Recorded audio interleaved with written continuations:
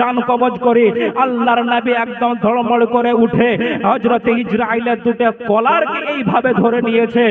ধরার পরে বলতে আছে, ইসরাইল তোমার যত কষ্ট দিয়ার তুমি আজকে আমাকে দিয়ে দাও, আমার বান্দাদের যাতে কোনো না কষ্ট হয়। জোরে বলে সুবহানাল্লাহ।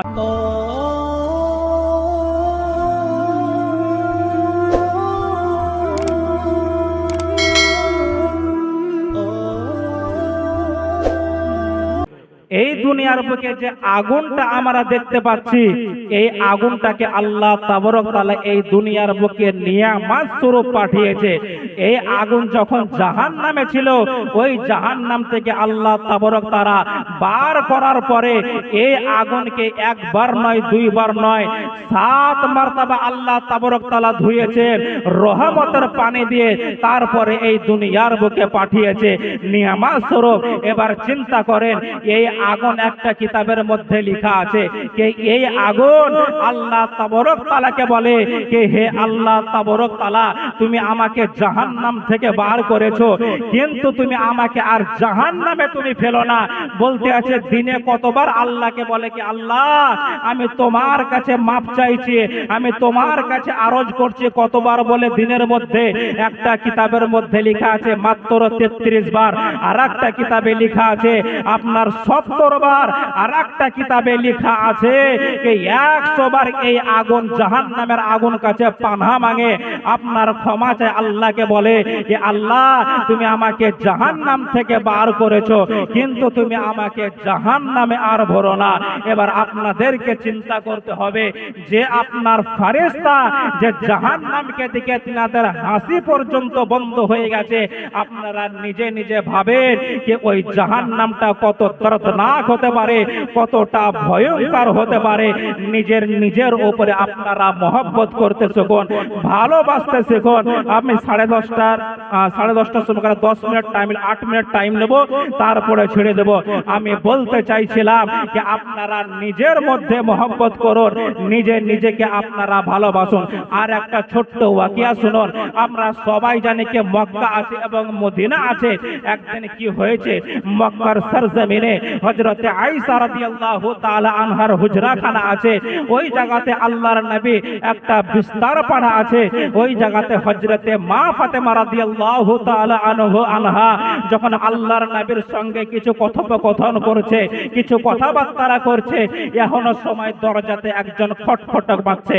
হযরতে আল্লাহর নবী কুল কায়নাতের নবী বলতে আছেন কি হে হযরতে ফাতিমা, দেখো দরজার মধ্যে কি এসেছে, তুমি খিলটাকে একবার নামিয়ে তুমি চলে আসো, তুমি অন্য একটা রুমে ঢুকে যাও।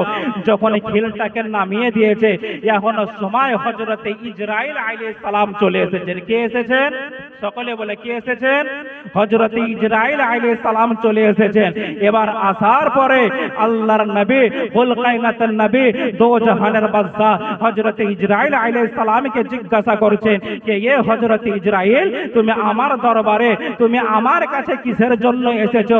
হযরতে জিবরাইল বলতে আছে ইয়া রাসূলুল্লাহ, ইয়া হাবিবাল্লাহ, আমি আল্লাহর তরফ থেকে এসেছি, আমি আপনার জান কবজ করার জন্য। কিসের জন্য? জান কবজ করার জন্য এসেছি। আল্লাহর নবী বলতে আছেন যে এ হযরতে জিবরাইল আলাইহিস সালাম, এ হযরতে ইসরাইল আলাইহিস সালাম, তুমি আমার যখন জান কবজ করার, যখন তোমার অর্ডার হয়েছে, যখন তুমি পারমিশন পেয়েছো, যখন তুমি হুকুম পেয়েছো, তো আমি এইভাবে ঘুমিয়ে আছি, আমি এইভাবে আরাম করতে আছি, তুমি আমার জানটাকে কবজ করো। হযরতে ইসরাইল আলাইহিস সালাম যখন জানটাকে কবজ করতে আছেন, এখন সময় আল্লাহর নবী বলতে আছেন ইসরাইল, তুমি দাঁড়াও, তুমি আমার জান কবজ করো না, তুমি দাঁড়াও, আমার জান কবজ করো না। হযরতে জিবরাইলকে জিজ্ঞাসা করছেন আল্লাহর নবী কে এ জিবরাইল, আমি যে কে, তুমি কি আমাকে চেনো? হযরতে ইসরাইল আলাইহিস সালাম বলতে আছেন যে ইয়া রাসূলুল্লাহ, ইয়া হাবিবাল্লাহ, আমি আপনাকে অবশ্যই চিনি, আপনাকে না বানালে কোরআনের মধ্যে লেখা আছে যে লাউলাকা লাম্মা খলাকতু লাফলাকা, যদি আমি আমার নবীকে না বানাতাম, আল্লাহ বলতে আছেন গোটা দুনিয়াকে আমি বানাতাম না। এবং আমি যে একটা আল্লাহ, এই আল্লাহর নামটাকে আমি ইজহার করতাম না, আমি প্রকাশ্য করতাম না, আমি ছুপিয়ে রেখে দিতাম। হযরত ইসরাইল আলাইহিস সালামকে যখন আল্লাহর নবী বললেন যে ইয়ে ইসরাইল, তুমি আমাকে চিনো, তুমি আমাকে জানো, কিন্তু তুমি আমার জান যে তুমি কবজ করছো, একটু তুমি আরামের সঙ্গে করো, একটু তুমি ভালো করে করো, একটু তুমি সুস্থভাবে করো, যাতে আমার কোনো কষ্ট না হয়, আমার যাতে কোনো কষ্ট না হয়। হযরতে জিবরাইল, হযরতে ইসরাইল আলাইহিস সালাম বলতে আছেন कि या रसूल अल्लाह, ये হাবিব আল্লাহ, আল্লাহ তাবারক তাআলা যেই দিন থেকে আমাকে এই জবটা দিয়েছে, যেই দিন থেকে আমি এই অর্ডার পেয়েছি, আমি এই কাজটা যেই দিন থেকে করতে লেগেছি, ইয়া রাসূল আল্লাহ, ইয়া হাবিব আল্লাহ, আপনার যেভাবে আমি জান কবজ করছি এইভাবে আমি কারো জান কবজ করিনি। আল্লাহর নবী বিস্তার থেকে ওঠার পরে একটা আপনার কলারকে ধরে নিয়েছে, কলারকে ধরে নেওয়ার পরে বলতে আছে যে এই ইসরাইল, তুমি আমার জান কবজ করছো, আমার এতটা কষ্ট হচ্ছে, কিন্তু তাহলে আমার বান্দাদের তুমি কিভাবে জান কবজ করো? হযরত ইসরাইল বললেন যে ইয়া রাসূলুল্লাহ, ইয়া হাবিবাল্লাহ, আপনার বান্দার যখন আমি জান কবজ করি তখন কাকে মারতে হয়, কাকে তখন ধরতে হয়, কাকে আমি আছড়ায়ে, কাকে আমি পাছড়ায়ে, এইভাবে আমি জান কবজ করি। আল্লাহর নবী একদম ধড়মড় করে উঠে হযরত ইসরাইলের দুটো কলারকে এইভাবে ধরে নিয়েছেন। ধরার পরে বলতে আছে, ইসরাইল, তোমার যত কষ্ট দিয়ার তুমি আজকে আমাকে দিয়ে দাও, আমার বান্দাদের যাতে কোনো না কষ্ট হয়। জোরে বলে সুবহানাল্লাহ।